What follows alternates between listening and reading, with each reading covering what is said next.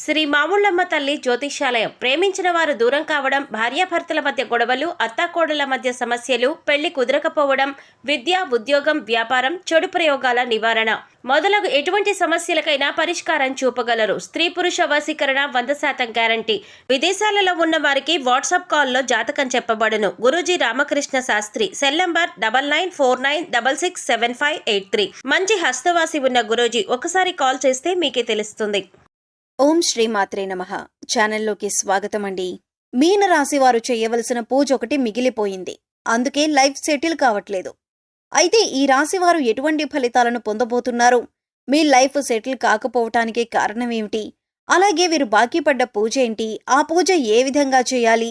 బాకీ పడ్డ పూజని పూర్తి చేసిన తర్వాత మీరు ఎటువంటి ఫలితాలను చూస్తారు అనే వివరాలను ఈ వీడియోలో మనం తెలుసుకుందాం. కానీ అంతకంటే ముందుగా మీరు కనుక మన ఛానల్ని ఇప్పటి వరకు సబ్స్క్రైబ్ చేసుకున్నట్లయితే సబ్స్క్రైబ్ చేసుకొని పక్కనే ఉన్న బెల్ ఐకాన్ నొక్కి ఆల్ సెలెక్ట్ చేసుకుంటే మేము ఇలాంటి వీడియోస్ అప్లోడ్ చేయగానే ముందుగా మీకు నోటిఫికేషన్ వస్తుంది. ఇక వివరాల్లోకి వెళితే, ఈ రాశిలో జన్మించిన వారు సన్నగా, పొడవుగా, విశాలమైన నుదురు, పొడవైన ముక్కు కలిగి ఉంటారు. వీరి మనస్సు చాలా నిర్మలంగా ఉండి నిష్కల్మషమైన మనసుతో కల్లాకపటం లేకుండా మాట్లాడుతూ మిత్రులకు ఉపయోగం చేయటానికి ముందుంటారు. ఈ రాశివారు ఆచరించవలసిన పరిహారాలు చూసుకున్నట్లయితే, గృహమునందు ఔషధులను పెంచాలి. రైతులకు మేలు రకం విత్తనాలను దానం చేయాలి. ఔషధ తత్వం గల ఫలాలను మరియు పుష్పాలను బ్రాహ్మణుడికి దానం చేయాలి. పేదలకు ఆయుర్వేద వైద్యాన్ని ఉచితంగా అందించుటకు గాను ఆయుర్వేద వైద్యానికి మరియు వైద్యశాలలకు చేయూతనందించాలి. కుమారి లేదా కలబంద మొక్కను ఇంటికి వాయవ్య భాగంలో పెంచాలి. మంగళవారాలు శ్రీ సుబ్రహ్మణ్య స్వామికి ఔషధీ మొక్కల ఆకులను, మూలికలను, ఔషధ తత్వం గల పుష్పాలను జలంలో వేసి అట్టి జలంతో స్వామివారిని అభిషేకించాలి. ప్రతి నెల మీ జన్మ నక్షత్రం రోజున మీకు తోచిన ఆహార పదార్థాలు కొని మీ చేతితోనే బీదవారికి ఇవ్వండి. దీంతో మీ సంపద వృద్ధవుతుంది. ఆహార పదార్థాలు కొనివ్వటం వీలు కాకపోతే కనీసం 1/2 డజను నాణ్యమైన అరటిపళ్ళైనా కొని ఒక నిరుపేదకివ్వండి. మీ దోషాలు తొలగి మీ సంపద వృద్ధవటానికి ఇది అత్యంత సమర్థవంతంగా పనిచేసే జ్యోతిష్య పరిహారం. కావున తప్పనిసరిగా ప్రతి నెల ఈ పరిహారం అందించటానికి ప్రయత్నించండి. కేతువు అనుగ్రహం కొరకు కేతువు యొక్క బీజ మంత్రాన్ని ప్రతిరోజు లేదా తప్పకుండా ప్రతి మంగళవారం, ప్రత్యేకించి కేతుకాలం యమగండ కాలంలో అంటే ఉదయం 9 గంటల నుండి 10 గంటల 30 నిమిషాల మధ్య 19 సార్లు పఠించండి. కేతువు యొక్క అనుగ్రహం కొరకు మంగళవారాల్లో కేతుకాలం యమగండ కాలంలో ఉదయం 9 గంటల నుండి 10 గంటల 30 నిమిషాల మధ్య వినాయకుని ఆలయాలను, పుణ్యక్షేత్రాలను దర్శించాలి. ఆలయంలో కొబ్బరికాయ, అరటిపళ్ళు, పూలు, అగరబత్తి, కర్పూరం వంటివి సమర్పించి కేతువు యొక్క అనుగ్రహం మరియు అనుకూలత కొరకు ప్రార్థించాలి. కానుకలు సమర్పించాలి. వినాయక మంత్రాలు, స్తోత్రాలు పఠించాలి. సంకష్ట నాశన గణేశ స్తోత్రం, శ్రీ గణపతి అథర్వశీర్ష స్తోత్రం పఠించాలి. మంగళవారాల్లో మరియు ప్రతి నెల ఆర్ద్ర నక్షత్రం ఉన్న రోజుల్లో ఓం రుద్రాయ నమః అనే మంత్రాన్ని 108 సార్లు పఠించాలి. ప్రత్యేకించి మంగళవారాల్లో కేతుకాలం సమయంలో ప్రతి నెల ఆర్ద్ర నక్షత్రం ఉన్న రోజుల్లో శివాలయానికి వెళ్లి శివుని ముందు ఈ మంత్రాన్ని పఠించటం మరింత శుభప్రదం. శివాలయంలో కొబ్బరికాయ, అరటిపళ్ళు, పూలు, అగరబత్తి, కర్పూరం వంటివి సమర్పించి కేతువు యొక్క అనుగ్రహం మరియు అనుకూలత కొరకు ప్రార్థించాలి. కేతుగ్రహం యొక్క అనుగ్రహం కొరకు చేసే ఈ పరిహారం కొంతవరకు కుజగ్రహ దోషాలను కూడా తొలగిస్తుంది. వీధి కుక్కలకు ఆహారం అందివ్వాలి. కొడుకు వరుస అయ్యే వారిని ప్రేమగా చూసుకోవాలి. నలుపు, తెలుపు రంగులో ఉన్న కంబళి దానం చేయాలి. దేవాలయాలను నిర్మించటానికి విరాళాలివ్వాలి.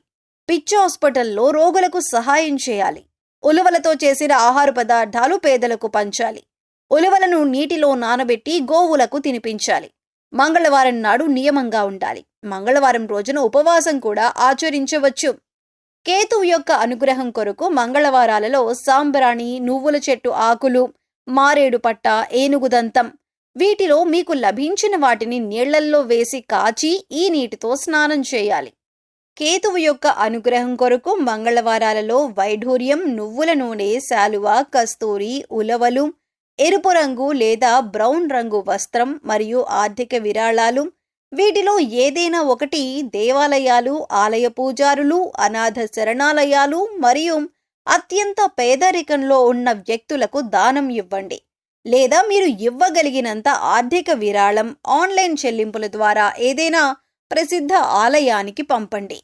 కేతువు యొక్క విశేష అనుగ్రహం కొరకు కేతువు యొక్క వస్తువుల దానం, కేతుగ్రహానికి సంబంధించిన వస్తువులతో స్నానం, దేవాలయాల సందర్శన, కేతువు యొక్క అనుగ్రహాన్ని ప్రసాదించే మంత్రాలు మరియు స్తోత్రాల పఠనం వంటివి అశ్విని, మఖ మరియు మూల నక్షత్రాలు మంగళవారంతో కలిసి వచ్చే రోజుల్లో ప్రత్యేకించి కేతుకాల సమయంలో చేయండి. మంత్రజపం రాత్రి సమయంలో చేయటం శుభప్రదం. అలా వీలు కాకపోతే మీకు కుదిరిన సమయంలో చేయవచ్చు. కాకపోతే ప్రతిరోజు ఒకే సమయంలో మంత్రజపం చేయాలి. స్నానం చేసి శుభ్రమైన సాంప్రదాయ బట్టలు ధరించి తూర్పు దిక్కున కానీ ఉత్తరం దిక్కున కానీ చూస్తూ ప్రతిరోజు ఒకే చోట మంత్రజపం చేయాలి. బీజ మంత్రాలను బిగ్గరగా పైకి పలుకకూడదు కాబట్టి మనస్సులోనే మంత్రజపం చేయాలి.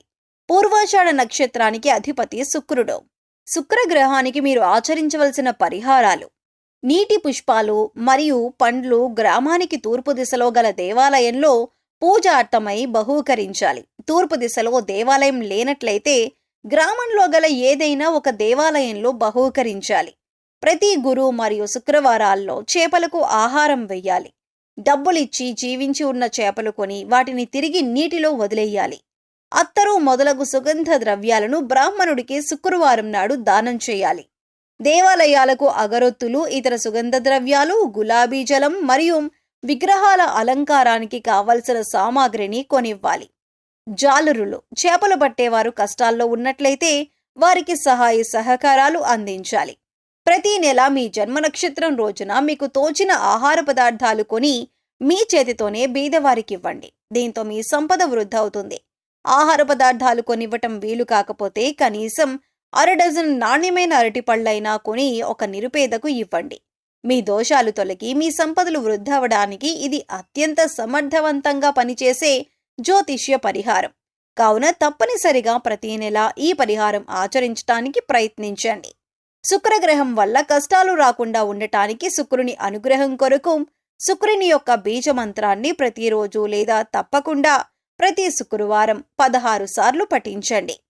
శుక్రగ్రహం యొక్క అధిష్టాన దైవం శ్రీ మహాలక్ష్మి అమ్మవారు.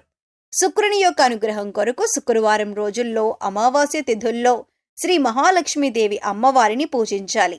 శుక్రవారం రోజుల్లో శ్రీ మహావిష్ణు సమేత మహాలక్ష్మి ఆలయాలను, పుణ్యక్షేత్రాలను దర్శించాలి.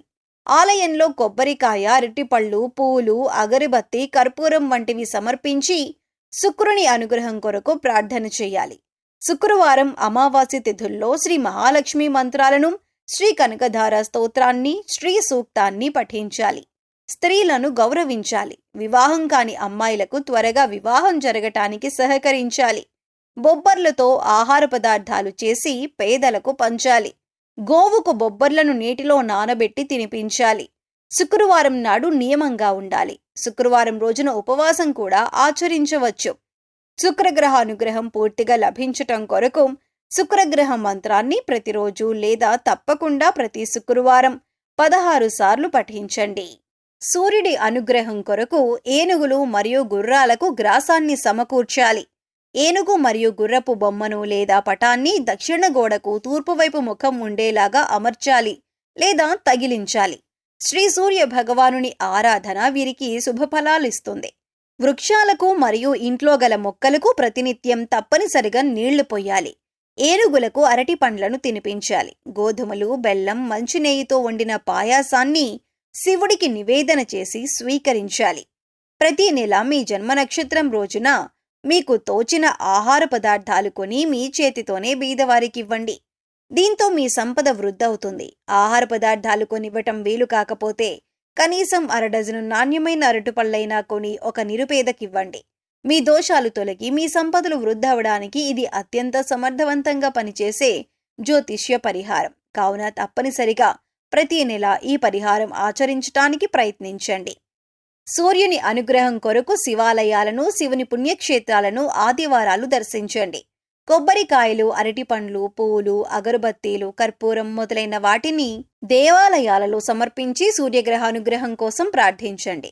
సూర్యుని అనుగ్రహం కొరకు ప్రతి ఆదివారం శివుని మంత్రాలు, రుద్ర మంత్రాలు, శ్రీ ఆదిత్య హృదయ స్తోత్రం మరియు శ్రీ రుద్రాష్టకం తప్పకుండా పఠించండి. సూర్యుని అనుగ్రహం కొరకు ఆదివారాలలో కుంకుమ పువ్వు, రక్తచందనం, మణిశిల, యాలకులు, దేవదారు, వట్టివేళ్లు, యష్టి మధుకం, ఎర్ర పుష్పాలు, ఎర్ర గన్నేరు పువ్వులు వీటిలో మీకు లభించిన వాటిని నీళ్లల్లో వేసి కాచి ఈ నీటితో స్నానం చేయాలి. ఆదివారాల్లో ఎరుపు మరియు కాషాయ రంగు దుస్తులు ధరించాలి. సూర్యుని అనుగ్రహం కొరకు శుభతిథి ఉన్న ఆదివారాల్లో గోధుమలు, బెల్లం, ఖండ చక్కెర, కంచు, రాగి, రక్తచందనం, పద్మములు మరియు ఆర్థిక విరాళాలు వీటిలో ఏదైనా ఒకటి దేవాలయాలు, ఆలయ పూజారులు, అనాథ శరణాలయాలు మరియు అత్యంత పేదరికంలో ఉన్న వ్యక్తులకు దానమివ్వండి. సో చూశారు కదండి, ఈ రాశి వారికి కెరీర్ల అభివృద్ధి పొందటానికి, అలాగే మీరు తలపెట్టిన ప్రతి పని పూర్తవ్వటానికి, ప్రతి విషయంలో ముందుండటానికి ఈ రాశివారు ఏ పూజ చెయ్యాలి, ఈ రాశివారు బాకీ పడిన పూజ ఏంటి, ఆ పూజ ఎలా చేసుకోవాలి అనే అంశాలను ఈ వీడియోలో మనం వివరంగా తెలుసుకున్నాం కదా. ఈ వీడియో మీకు నచ్చినట్లయితే లైక్ చేయండి. మీ ఫ్రెండ్స్ అండ్ ఫ్యామిలీ మెంబర్స్లో ఎవరైనా మీనరాశి వారు ఉన్నట్లయితే వారితో ఈ వీడియోను షేర్ చేసుకోవటం మర్చిపోకండి. అలాగే ఇప్పటి వరకు మన ఛానల్ని మీరు ఇంకా సబ్స్క్రైబ్ చేసుకున్నట్లయితే సబ్స్క్రైబ్ చేసుకొని పక్కనే ఉన్న బెల్ ఐకాన్ నొక్కి ఆల్ సెలెక్ట్ చేసుకుంటే మేము ఇలాంటి వీడియోస్ అప్లోడ్ చేయగానే ముందుగా మీకు నోటిఫికేషన్ వస్తుంది. మరో చక్కటి వీడియోతో మళ్ళీ కలుసుకుందామండి. ఓం శ్రీ మాత్రే నమః.